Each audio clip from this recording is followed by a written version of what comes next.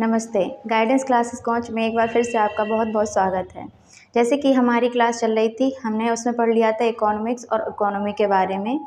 इसमें हमने पढ़ा था पूंजीवादी अर्थव्यवस्था, समाजवादी अर्थव्यवस्था और मिश्रित अर्थव्यवस्था।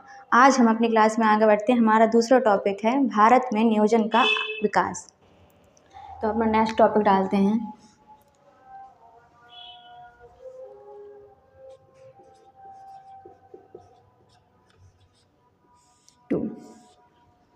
भारत में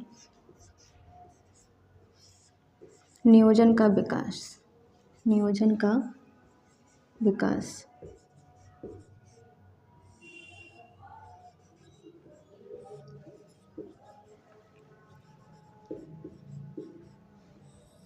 इंग्लिश में अगर हम देखें तो इसका हो जाएगा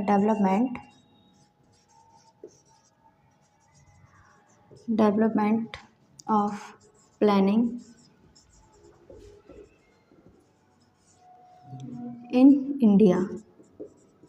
आज का हमारा ये टॉपिक है। हम इसमें समझेंगे कि स्वतंत्रता से पहले, जब 1947 से पहले हमारी कौन कौन सी योजनाएं बनी और 1947 स्वतंत्रता के बाद हमारी कौन कौन सी योजनाएं आई। जिस प्रकार से गांधीवादी योजना, ये 1947 हमारी स्वतंत्रता से पहले की योजना है। सर्वोदय योजना है। इस प्रकार से जिन्होंने योगदान दिया है, जैसे कि दादा भाई नेहरू का नाम आता है, एम.जी. राणा डे का नाम आता है। तो जिस ने योगदान करता है, जो उन्होंने योगदान दिया है, उन सब के बारे में आज पढ़ेंगे। सबसे पहले हम क्या करते हैं, स्वतंत्रता से पहले, स्वतंत्रता से पहले की योजना, स्वतंत्रता से पहले की योजनाएं, या इतना ही लिखते, स्वतंत्रता से पहले और स्वतंत्रता के बाद। स्वतंत्रता के बाद इंग्लिश में अगर हम लिखें तो क्या हो जाएगा, प्री इंडिपेंडेंस।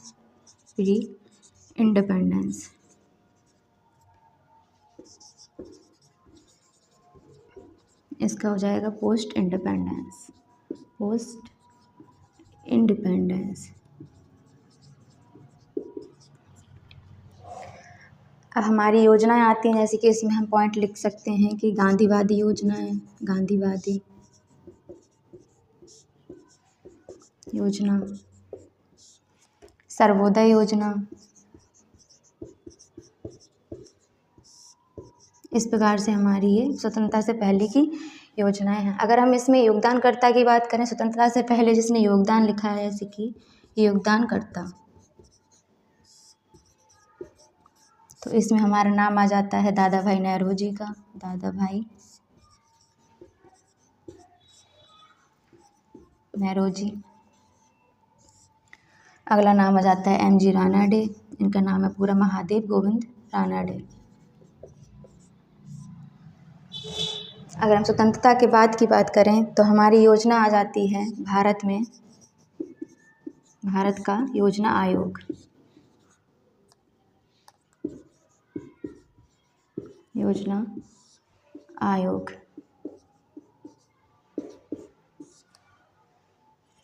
भारत का योजना आयोग, इसी को बाद हमारी ये रिप्लेस कर देती है कौन सी, नीति आयोग की स्थापना हो जाती है, नीति आयोग इसी की जगह पे।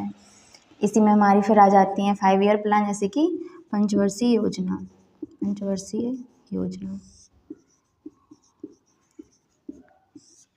ये हमारा का पूरा हमें ये स्वतंत्रता से पहले का पढ़ना है, फिर ये स्वतंत्रता का बाद का पढ़ना है। अगर हम अब बात करते हैं एक एक व्यक्ति की,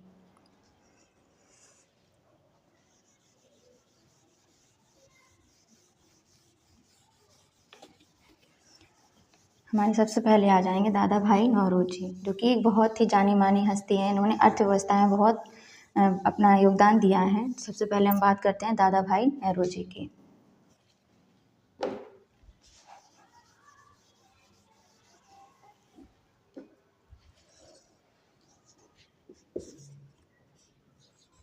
दादा भाई नौरोजी,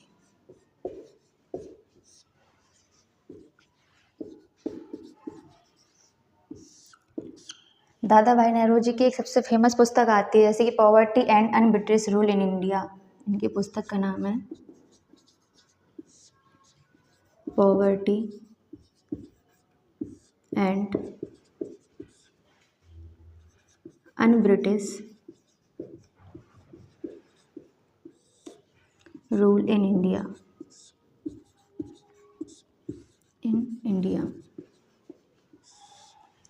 ये इनकी पुस्तक है। दादा भाई नौरोजी ने सबसे पहले 1867 या 1868 के टाइम पे इन्होंने सबसे पहले प्रति व्यक्ति आय बताई थी। प्रति व्यक्ति आय इन्होंने 20 रुपये बताई थी।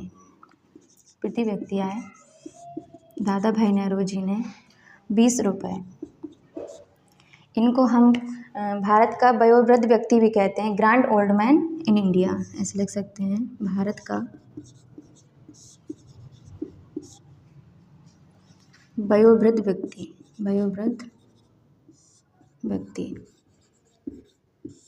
इसमें grand old man, grand old man in India. इन्होंने एक अपना सिद्धांत दिया था जिसको हम कहते हैं धन निकासी का सिद्धांत। इसको हम कहते हैं इंग्लिश में ड्रेन ऑफ वेल्थ, धन निकासी का सिद्धांत, धन निकासी का सिद्धांत।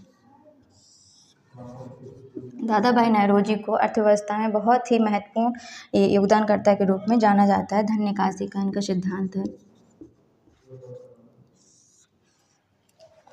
इसमें हम लिख सकते हैं इंग्लिश में drain of wealth, drain of wealth.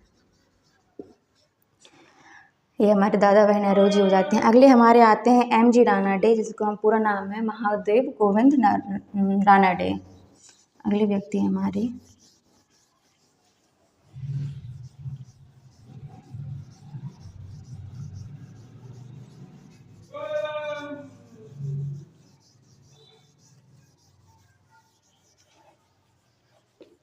दूसरे हमारे व्यक्ति आते हैं एम.जी. रानाडे।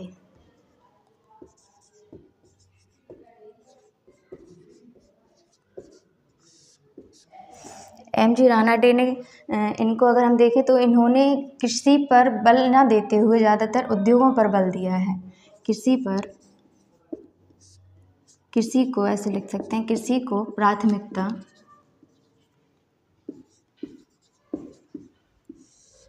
ना देकर, ना देकर इन्होंने उद्योगों को बल दिया, उद्योगों पर अधिक बल दिया।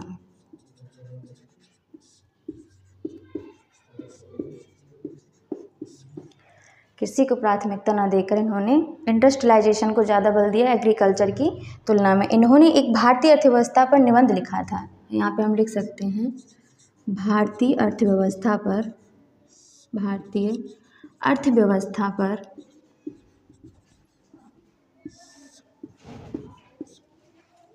एक जो है पर एक निबंध लिखा था।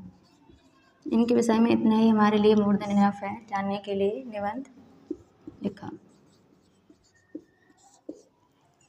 अगले हमारे आते हैं इनके तीसरे नंबर पे हो जाते हैं हमारे आर.सी. दत्त। आर.सी.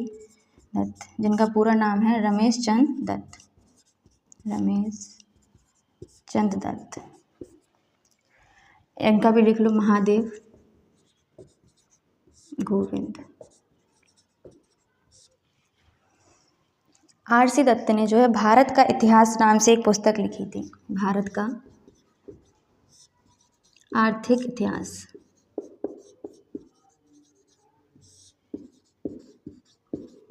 इनकी एक बहुत ज़्यादा फेमस पुस्तक पूछी जाती है, भारत का आर्थिक इतिहास, ये इनकी पुस्तक है।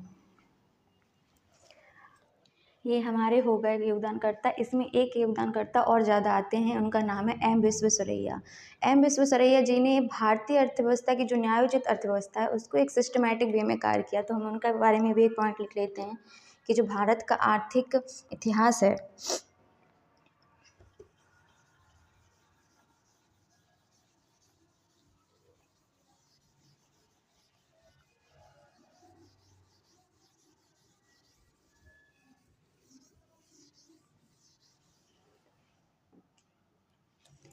एम विश्वेश्वरैया।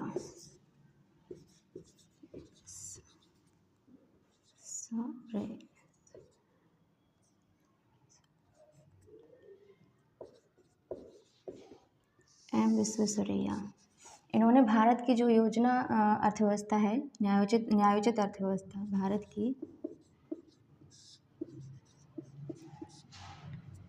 नियोजित अर्थव्यवस्था, नियोजित अर्थव्यवस्था,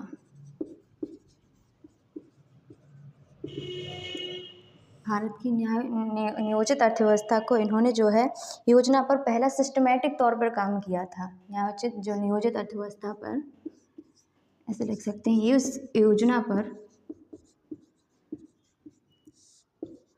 व्यवस्थित, एक प्रकार से सिस्टमैटिक तौर पर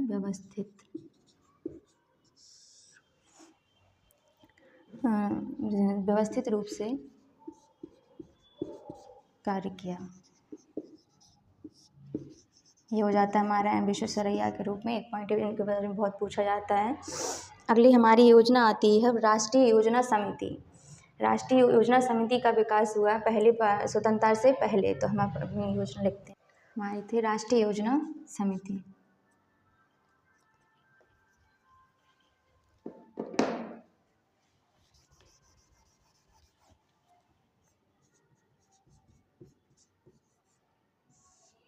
राष्ट्रीय योजना समिति,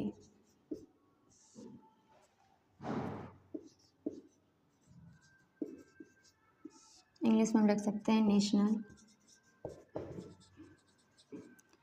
प्लानिंग कमेटी। राष्ट्रीय योजना समिति, इसके जो अध्यक्ष होते हैं, ये हमारी आई थी 1938 में। राष्ट्रीय योजना समिति, इसके जो अध्यक्ष होते हैं वो भारत का प्रधानमंत्री होता है। भारत का प्रधानमंत्री।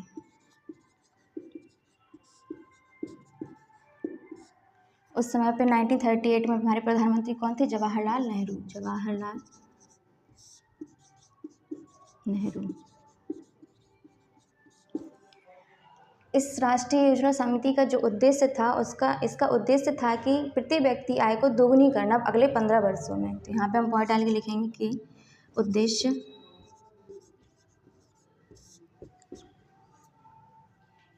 अगले 15 वर्षों में, अगले 15 वर्षों में प्रति व्यक्ति आय को दोगुना करना। जैसे कि दादा भाई नौरोजी ने हमारी प्रति व्यक्ति आय 20 रुपये बताई थी, तो 20 से हमारी 40 करना, ये इसका उद्देश्य था। हम लिख सकते हैं इसको इंग्लिश में per capita income. Per capita income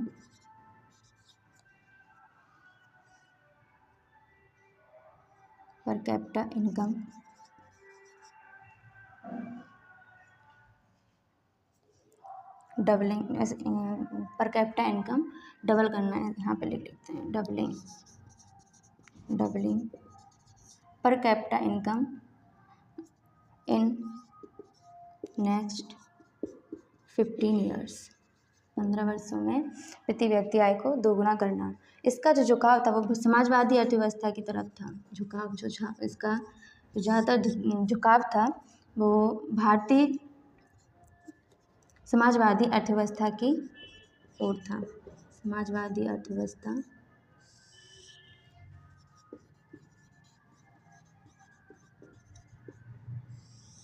पर था। अगला हमारा प्लान आता है बॉम्बे प्लान।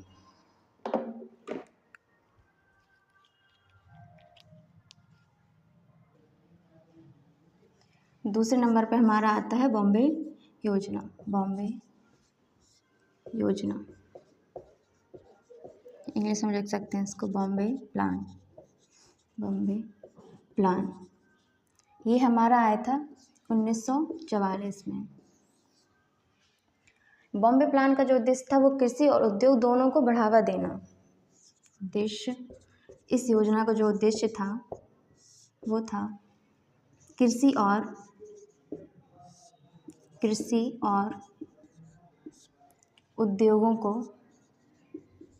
उद्योग दोनों को बढ़ावा देना। ये हमारा बॉम्बे प्लान का उद्देश्य। इसमें 8 उद्योगपति शामिल थे। इसमें 8 उद्योगपति, इस योजना में जो थे वो 8 उद्योगपति शामिल थे। इसमें से हम कुछ नाम लिख लेंगे। तो पहला हो जाता है हमारा टाटा, अगला नाम था इसमें बिरला, अगले थे हमारे पुरुषोत्तम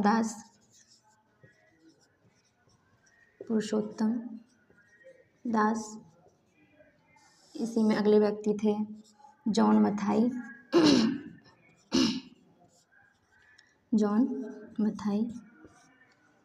4 हो गए और 4 अन्य व्यक्ति भी थे इसमें। अगले हमारा आता है गांधीवादी योजना। तीसरे नंबर पर हमारी आती है गांधीवादी योजना।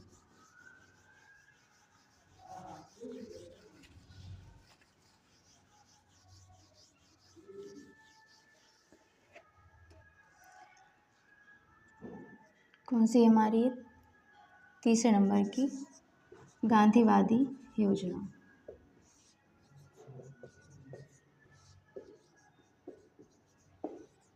इंग्लिश में लिख सकते हैं हम गांधीयन प्लान। ये भी हमारा कब आया था? ये भी 1944 में ही आया था। इसको जो लाने वाले थे, इसके जो नेतृत्व करता थे, उनका नाम है श्रीमन नारायण। नेतृत्व या योगदानकर्ता भी लिख सकते हैं, नेतृत्वकर्ता। उनका नाम है श्रीमन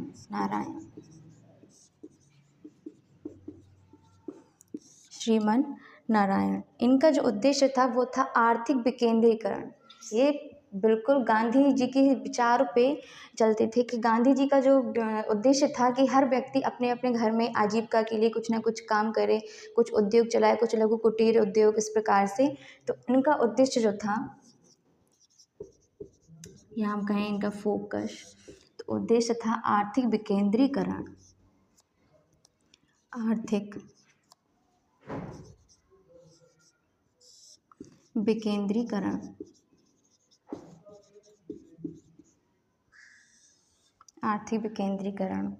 जिसमें हमारा आ जाता है पहले पर कुटीर उद्योग।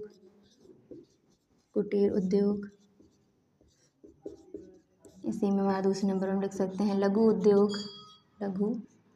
उद्योग। अगर हम इनको बढ़ावा देंगे तो अपने आप ही आर्थिक विकेंद्रीकरण का तो बढ़ावा होगा ही होगा। अगली आती है हमारी सर्वोदय योजना, जो कि गांधीयन योजना को ही रिप्लेस करके अगली हमारी आती है सर्वोदय योजना।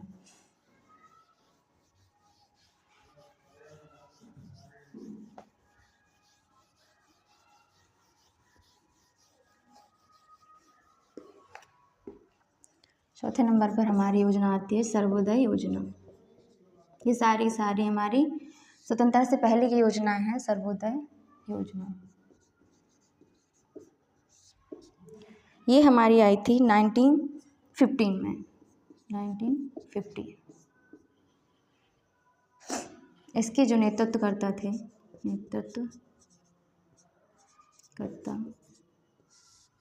उनका नाम था जयप्रकाश नारायण। ये वही व्यक्ति हैं जिन्होंने भारत में जब आपातकाल लगा था उस समय पर इन्हें बहुत योगदान दिया अपना, जयप्रकाश नारायण। सर्वोदय योजना थी, ये गांधी योजना से ही प्रेरित थी। इसमें अगला पॉइंट हम लिख सकते हैं, जैसे कि मैं बताया कि गांधीवादी जो योजना थी उसी से ही प्रेरित थी। तो यह योजना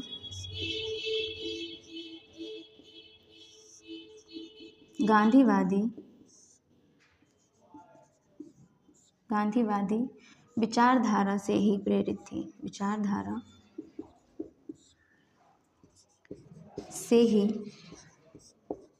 थी।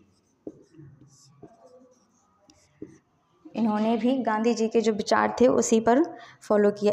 इसने भी जो इनका जो उद्देश्य था वो कृषि और उद्योग दोनों को बढ़ावा देना, एग्रीकल्चर एंड इंडस्ट्रियलाइजेशन को बढ़ावा देना। कृषि और, ऐसे लिख सकते हैं, उद्देश्य या फोकस उद्देश्य जो था इनका कृषि और उद्योग को बढ़ावा देना, उद्योगों को, कृषि और उद्योगों को बढ़ावा देना।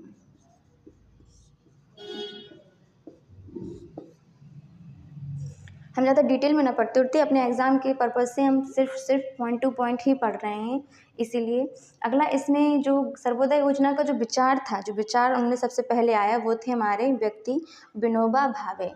इसमें लिख सकते हैं सर्वोदय का विचार, सर्वोदय का विचार जिसने दिया था वो थे हमारे विनोबा भावे, जो कि हमारे भारत के प्रथम सत्याग्रही माने जाते हैं, विनोबा भावे। ये है हमारी गांधीयन योजना। अगला हमारा आता है स्वतंत्रता के बाद की योजना, हम पढ़ेंगे। स्वतंत्रता के आते हैं अपनी स्वतंत्रता के बाद की योजनाओं पर, तो हम लिखते हैं स्वतंत्रता के बाद की योजना। स्वतंत्रता के बाद, स्वतंत्रता के बाद हमारी सबसे पहली योजना आती है भारत का योजना आयोग। भारत का योजना आयोग,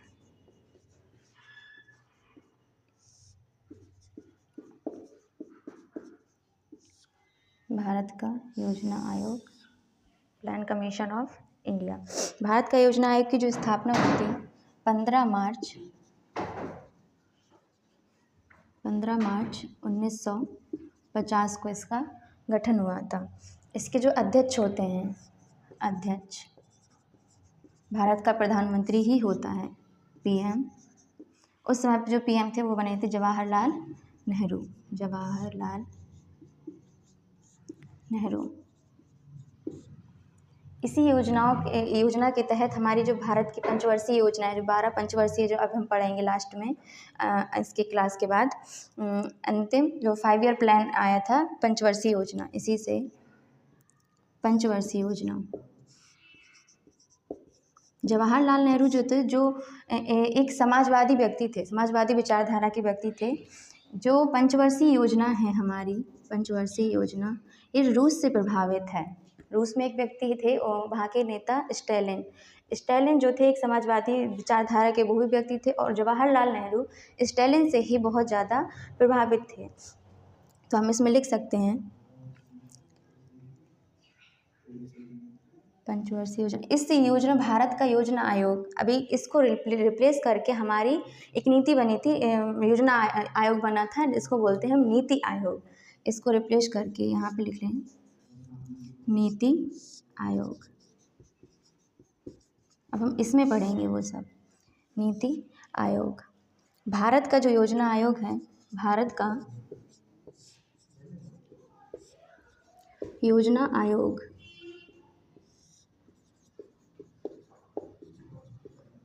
भारत का योजना आयोग जो था, रूस से प्रभावित था, रूस से प्रभावित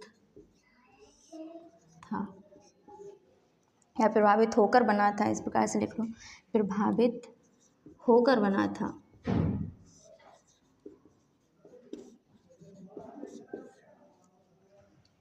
इस आयोग के जो अध्यक्ष थे ये भी जवाहरलाल नेहरू ही थे।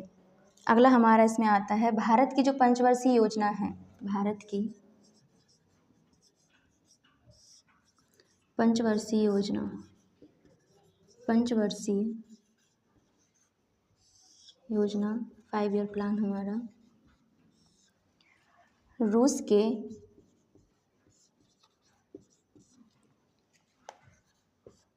पंचवर्षीय, इस प्रकार पंचवर्षीय, रूस के पंचवर्षीय योजना से जुड़ा हुआ है, जुड़ा हुआ है।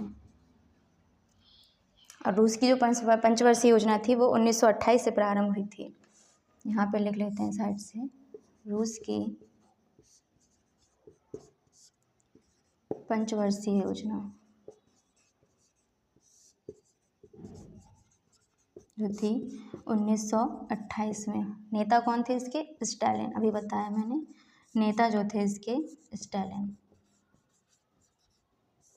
और हमारे भारत की जो पंचवर्षीय योजना कहाँ से कहाँ तक है? 1951 से 2017।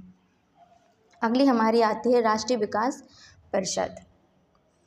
इसके बाद हमारी आती है राष्ट्रीय विकास परिषद। दूसरे नंबर पे हमारी है राष्ट्रीय विकास परिषद।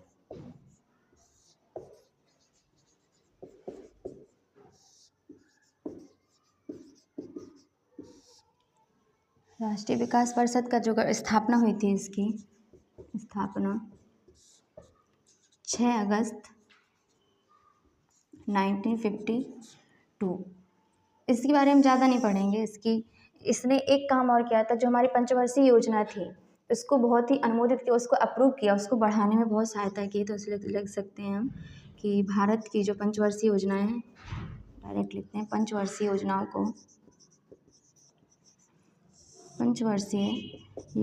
को